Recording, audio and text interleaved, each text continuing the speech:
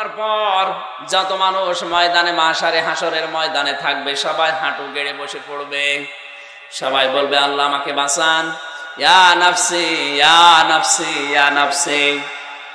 এমনকি মুসা নবীর মতো এত বড় পাওয়ারফুল নবীও বলবে আল্লাহ তুমি আমার উম্মতের সাথে কি করবে আমি জানি না, ওদের দেখার আমার দরকার নাই, তুমি অন্তত আমারে বাঁচাও। ঈসা নবীর মতো এত বড় পাওয়ারফুল নবী তিনি বলবেন আল্লাহ তুমি আমার মা মরিয়মের ব্যাপারে কি সিদ্ধান্ত নেবে আমার দরকার নেই ওটা বলার, ওনার ব্যাপারে আমি কোনো প্রার্থনা তোমার কাছে করি না, কিন্তু আমার প্রার্থনা এই যে তুমি আমারে অন্তত বাঁচাও।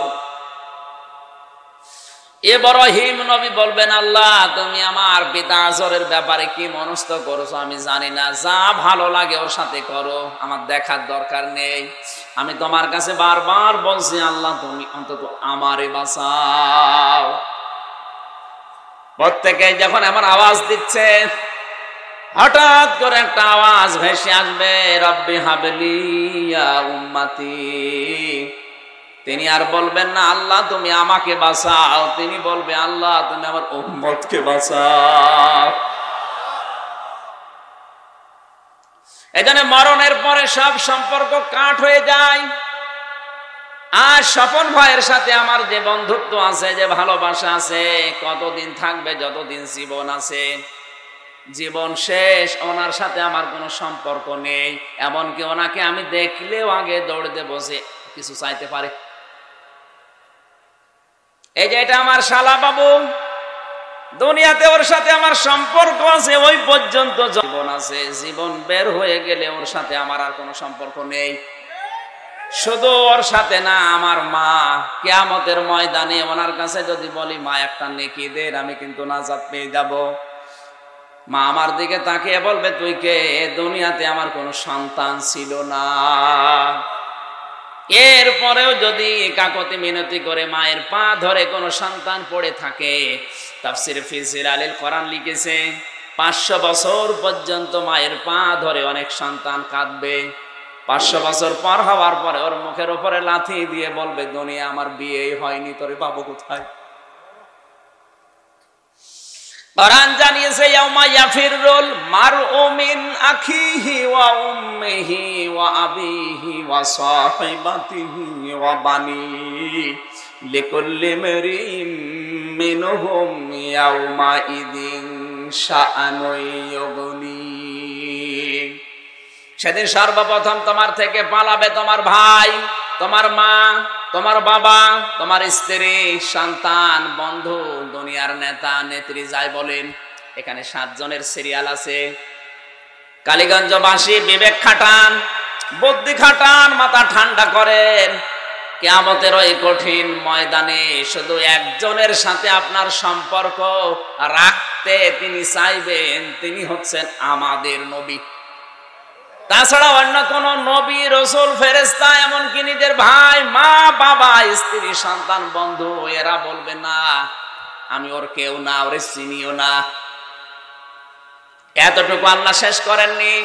প্রতিটি মানুষ তাকে আমার আল্লাহ এমন টেনশনে ফেলবেন, অন্যের কথা তার আর মনেই থাকবে না। ফাকাইফা তাত্তাকুনা ইন কাফারতুম ইয়াউমা ইয়াজআলুল ওয়ালদানা শিবা।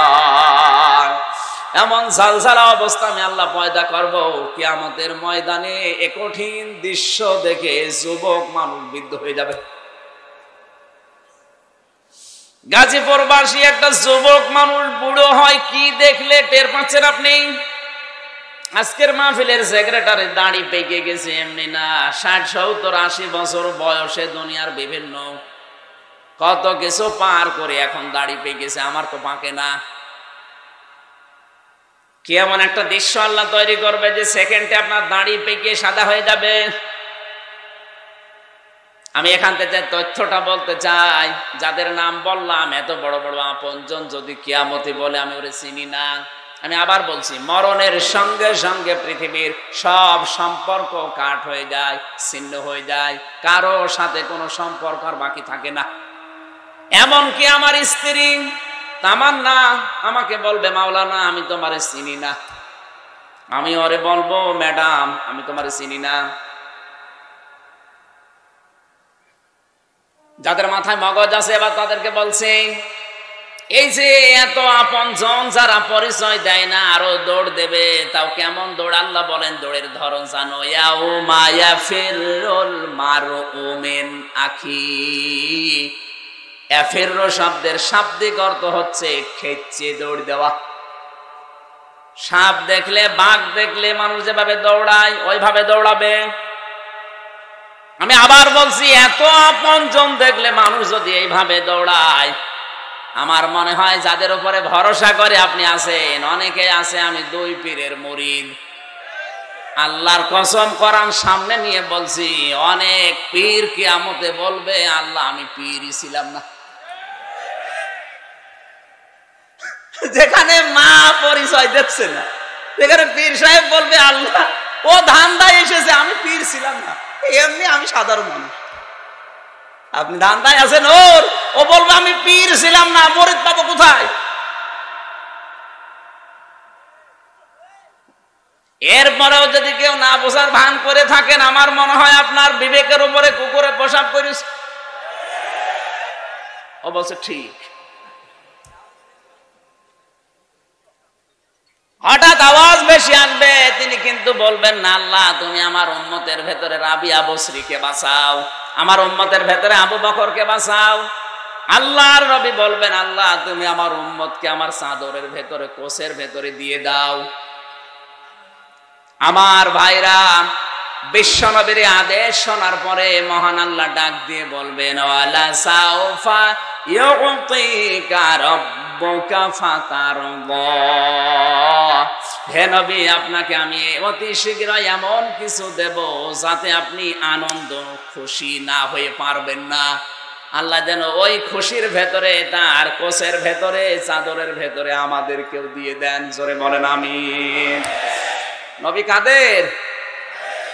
গর্ব নিয়ে বলেন নবী কাদের? কোন হিন্দু বলতে পারে নবী আমাদের না, কোন খ্রিস্টান বলতে পারে না মোহাম্মদ আমাদের। কি একটা ভাগ্য নিয়ে দুনিয়ায় আসলাম, আমরা বুক ফুলিয়ে বলতে পারি যে নবী মোহাম্মদ রাসূলুল্লাহ আমাদের।